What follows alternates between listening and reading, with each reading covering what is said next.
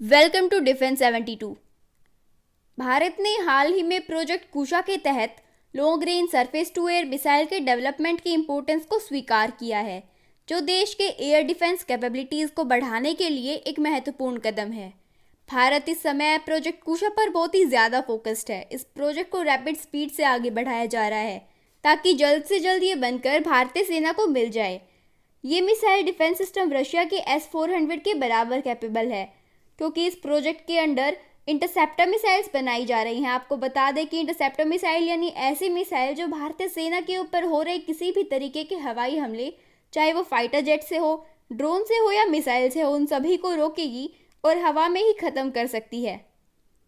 अब सवाल आता है कि इसकी ज़रूरत क्या है। हम तो ऑलरेडी कई प्रकार के surface to air missile defence system बना चुके हैं और बहुत से प्रोग्रेस में भी हैं। तो ऐसे में एक नया प्रोजेक्ट लेकर नई इंटरसेप्टर मिसाइल बनाने का क्या मतलब है।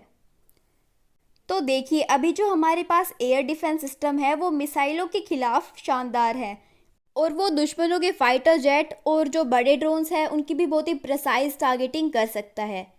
और जैसा हम पिछले 3 सालों से देख रहे हैं कि चाहे यूक्रेन वॉर हो, आर्मेनिया वॉर हो या फिर इजराइल हमास के बीच की वॉर हो, तीनों ही युद्ध में जो वीक पार्टी होती है वो छोटे ड्रोन्स और छोटे रॉकेट्स का यूज़ करते हैं।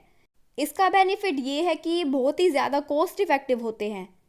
इसके बाद बात करते हैं इनकी किलिंग और टारगेटिंग क्षमता की, तो वो भी बहुत ज़्यादा हाई रहती है, क्योंकि दुनिया का कोई भी कितनी भी पावरफुल एयर डिफेंस सिस्टम क्यों ना हो, इसके छोटे साइज होने की वजह से अप्रोक्स 50% टाइम चूक जाता है।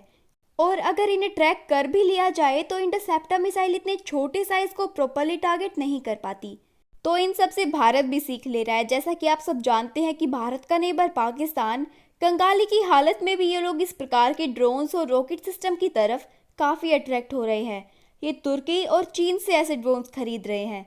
इन सब रीजंस को ध्यान में रखते हुए भारत प्रोजेक्ट कुशा के अंतर्गत इस तरीके के इंटरसेप्टर मिसाइल्स रेडी कर रहा है। इसको लेकर एक बड़ी अपडेट आई है कि प्रोजेक्ट कुशा के अंडर पहली इंटरसेप्टर जो होगी उसका नाम होगा M1। ये medium range surface to air missile defence system है, जिसे भारत और इजराइल जॉइंटली डेवलप कर रहे हैं।